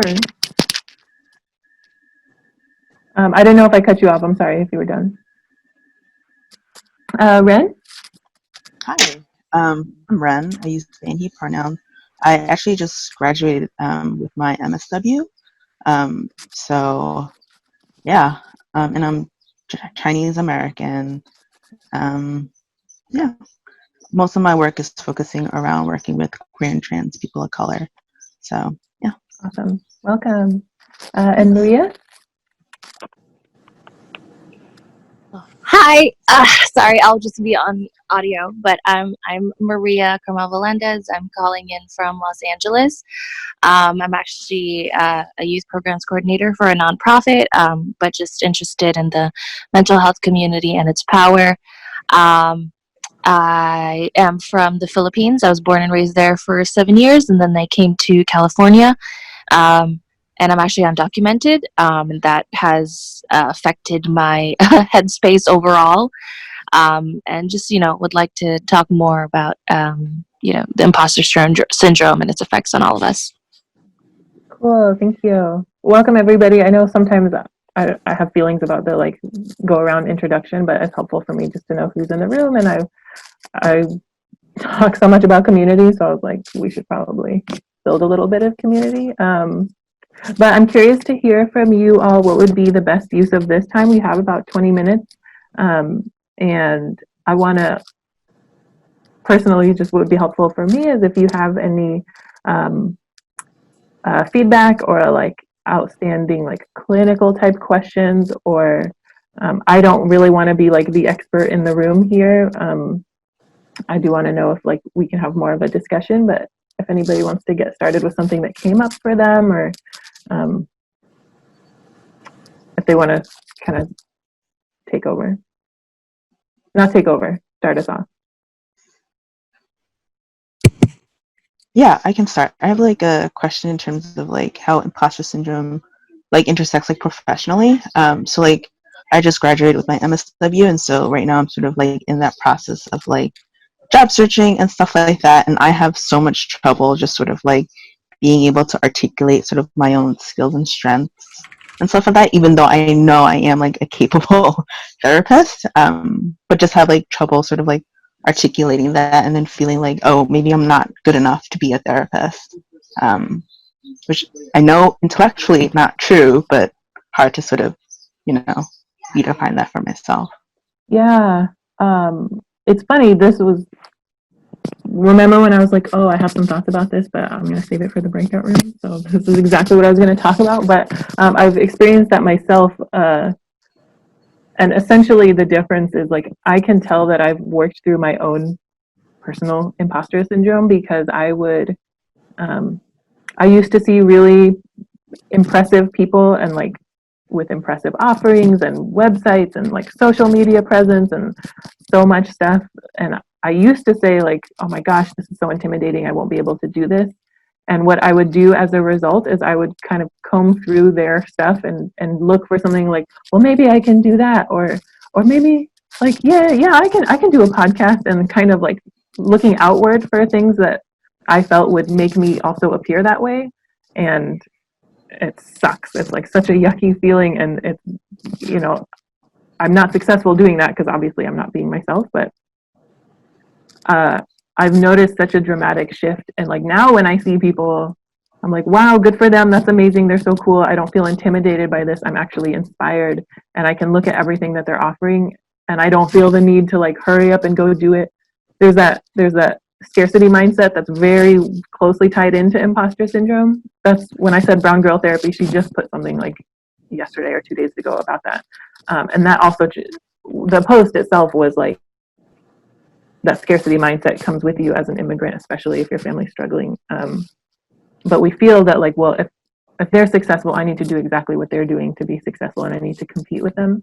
And now, rather than combing through other people's stuff, trying to like see what I can take, basically, now that inspires me to do the inner work and see like what is a strength of mine, or what does bring me, what lights me up, and what excites me. And then the hard part is like being visible and like putting that stuff out there. I hope this is making sense. Is this like resonating with you? Okay. And so, and fun fact is I can tell when people are doing that with me, because I've had so many times where people were like, I mean, I've had people quote my own website back to me as if it was theirs. And I was like, okay, I will do you a favor and like gently point this out to you. But like, anyway, but there are so many people that that don't do that, that I build community with them and I connect with them, and we do collaborate. And like, even me giving this whole talk for free was like, a year ago this would have been like a risk, and I would have been like, well, everybody's just gonna like, I have to like monetize this, and I have to like hoard all the information. And being generous and like knowing that people can, there's, you know, we didn't invent what we're doing. Like there's so many people who do what we do, but they can't do it the way that you do it. And so if you can focus, if you can be inspired by other people and also do inner work to like figure out what is brings you the most joy and alignment, and you say that, I mean, 20 people will be in your breakout room. Like people will respond well to it. That's just my own like rant. That's been very salient for me in the past week or so. So I hope that answers your question or is helpful for people. Kind of want to piggyback off of that. I mean, like, we're all therapists here, right? So I think that we can all resonate with the fact that at some point in our career, we're like, I'm not cut out for this. Like, you, whether it's when you were starting or when like you were a little bit into it, you just realize, either one, I don't think that my education was enough for this, or two, that everybody else seems to know what they're doing, and I feel like I have no idea what I'm doing. So I think we can all resonate with that, especially like if we all just think back to like when I first graduated, how do I feel? Underprepared and tired.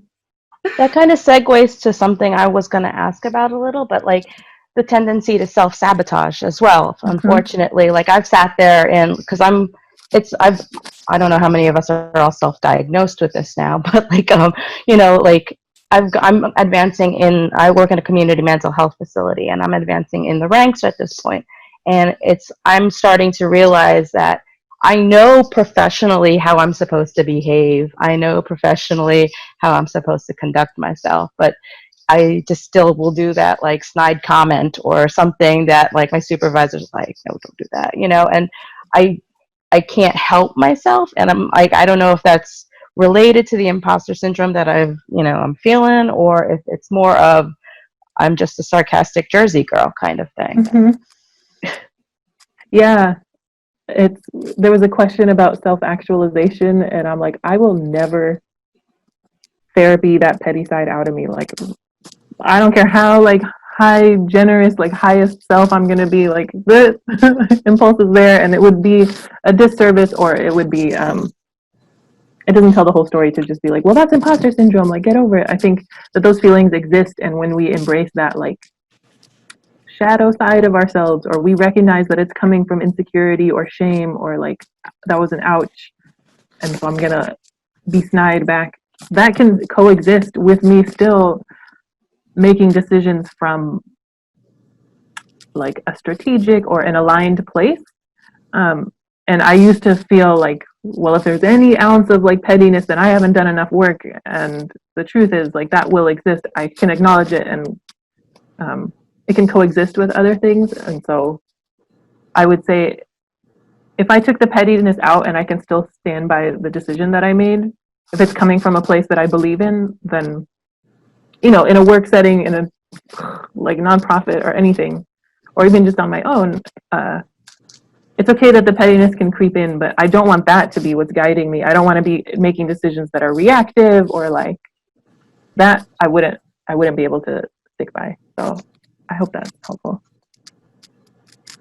I also want to add that like a lot of professionalism is also rooted within white supremacy. It's like we have to look a certain way, act a certain way, talk a certain way in order to fit like this quote unquote professional model that we're supposed to be. But you can be professional and you can support your clients and you can still be you and you can be your authentic self without like compromising these parts and still doing the work that you do. So yeah, absolutely. That's what made me say, like, that thing that American culture tries to like trick out of us. We actually do some of this stuff really well. And however I can connect with someone that's authentic to me, that when the minute you start doing something that's not you, you know it, and you're like, well, someone's gonna like question it. But if I'm doing me and I fully can sign off on what I'm doing, then people can question it all day. No, that's still me, so sorry, I don't know what your problem is. And one thing too about like that authenticity, I mean, we call it pettiness sometimes, right? But there are parts of us that we bring into the therapy room, and I think that I've actually run into this problem with my clients before, is that I tried to be sterile, or I tried to be someone that fits like this professional description when I first started. And I would have clients call me out on being not emotionally connected to them, because it was obvious that I was trying to separate myself from my clinical identity. And in order for you, and the reality is that as clinicians, we're not going to connect with every client. It's not possible. But for the more genuine connections that we do have, we are able to do better work because we establish a relationship with our client that is genuine. And they don't see us as just kind of pretending to be like this cold clinical, like whoever, right? We're not like your radiologist who's looking at your x-ray and then saying that this is wrong with you and then sending it back, right? The whole art of therapy is the art of interaction and the art of relationship. And so without that genuine part of ourselves, I think it does us a disservice when we're trying to relate to our clients.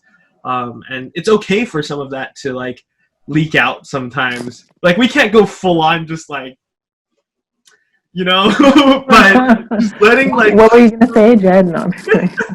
letting some of that out sometimes is not a terrible thing. Like, I think for some of the younger folks that I work with, right?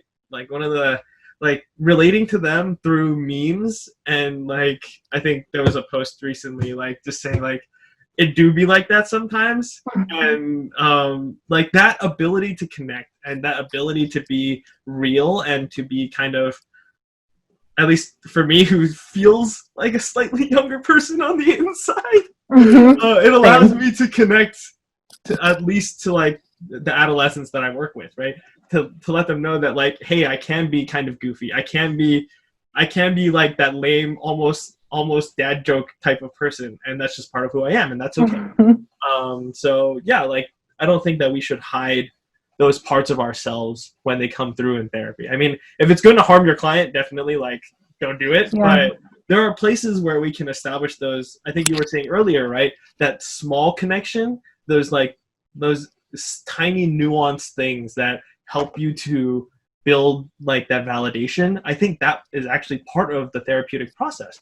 And that's why a lot of Asian folks are looking for Asian therapists, because there's just this like unspoken understanding of certain things that you don't have to explain. Like, yes, and I've recently gotten like I love that like all these Afghan people are coming out of the woodwork and finding me, but I get a lot of like Indian folks and Pakistani folks and East Asian folks who are like, I want you because like you get it, but I also don't feel like I am like in therapy with like my family member. Like it's separate enough where I don't feel too similar, but you also do get it. And like I said, when I tell my story, like if I hadn't spent 15 minutes or whatever telling my story, I feel like a lot of people wouldn't still be in this chat. Like that all informs it, and it builds a little bit of trust, and you are more receptive, and the same thing happens in the therapy room. And so everybody in here knows that we can't only rely on what we learn in grad school. Like we also have to bring our own experiences to the table. It's making me feel so like good. Was any of the like factors of imposter syndrome or any of the settings in which it comes out, did any of those like resonate more than the other for you? So like not asking for help or things like that. I was going to say that I was just reading the chat, and I'm pretty impressed with what I call the young kids, whoever the other attendees of this talk. That I was pretty impressed. A lot of them are very self-aware of the feelings that they experience, but yet they're oppressed by their parents or society, whomever it is. But they can label and identify the feelings that they're feeling. Whereas when I was, whatever, in college or high school or whatnot, it was not easy to do that because nobody was speaking this language. So I think with the climate that we're in and the language that's uprising from it, but also everybody's allowed now to have a place to really share and validate these feelings of unacceptance, of racism, of the things that they've been feeling. And there's now a place, wherever it is, even in this type of a forum, for that. And I think that's really great. So even this topic, I mean, I wouldn't have known or seen this topic arise like me, even 10 years ago. So I really appreciate, the forums that you're putting together, Jed, and also Sarah. By the way, you and I were in the same group for that Japala, GPALA group. That went a little differently, I think. Yes. But still, that was also a forum where we were allowed to, we had the space and felt, I guess, a sense of permission to really just how we were feeling in regards to, that was when the whole George Floyd, all these uprisings were coming about and the feelings were still fresh. But still, I'm glad that there's now a place for us to be able to talk about these things as opposed to like hiding them away, maybe talking to it in private with, I don't know, a therapist or whomever. But yeah. And it's like legitimizes it. And that's why I harp on this idea that validation isn't just like, oh, you need someone to pat you on the head. Like there are true ramifications for how this affects the health of our communities. And so I think you're right that I'm glad that people are growing up in a place that celebrates authentic individuality and parts and like full identities, not as a like some sort of attention seeking thing, but more so like this is just as valid as any other mental health concern. I'm thinking that, what really needs to happen maybe for these, whatever they're called, millennials or whatever, maybe more support groups so that they are more free to speak about these things, not just in this chat forum type of thing where you're just typing, but really to allow interpersonal dialogue. Maybe not in person because of the current epidemic, but like maybe on Zoom forums or something like that. So they feel more supported. That's maybe something to look into. Yeah, I mean, we do run that group, but I mean, all of you who are in private practice or even in your settings can start those groups. Yeah. I mean, subtle plug for what we do as the Asian Mental Health Collective is we're working on starting that. And so we have local meetup groups where we want people to be able to kind of start those conversations. And I mean, we also have Linda knows, right? We have our professional support group every Saturday at 10 a.m. Pacific time that I think so far has been really helpful for people to kind of share their experiences as Asian clinicians and to be able to yeah, just to be able to have those conversations. And so, I mean, yeah, as clinicians, we are all more than free to start our own support groups as well. I used to run one at my private practice, and we do adolescent and youth development support groups. And I mean, we tie in community service to it, and there are a lot of opportunities for these, I think, the younger generations to really be able to vocalize a lot of what they're experiencing. And I think social media has definitely like blown that up. Facilitated that, yeah. Yeah, even as for me, I consider myself like a younger millennial. Like people, the kids that I worked with in college nowadays, they grew up with social media and they have all these platforms to be able to express themselves. Like, I think it started with Zanga when I was young, and that's where people started to talk about what they were feeling, right? And as like social media has evolved, I think that has like that it's been easier to disseminate that information and to talk about it on these forums and find community. And I think now I'm surprised it took us so long to really establish this whole Asian hybrid kind of Asian hyphenated Asian, wherever you're coming from, whether it's Australia or the UK or whatever, right? To finally have like this collective identity, and part of that is this whole idea of the subtle Asian movement. And like, why did it take so long? Because we all understand these things. We just needed a place or a platform to finally vocalize it. And I think like that's part of what we're trying to accomplish with subtle Asian mental health. And yeah, but awesome. Sorry. Thank you, Jed. I'm rambly and subtle. Yay.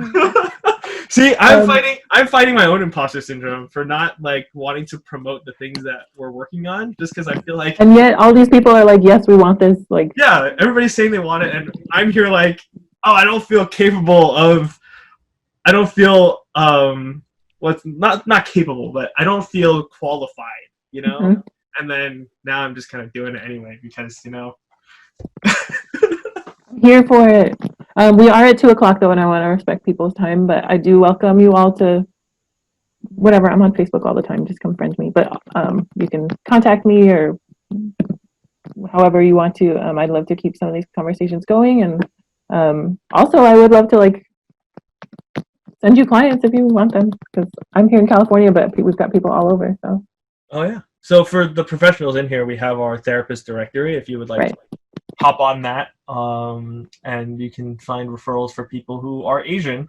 Cannot qualify all of the people on the list because we don't, other than verifying their registration number, we don't vet them. But it is a good place to start. And so hopefully that's a helpful tool for everybody.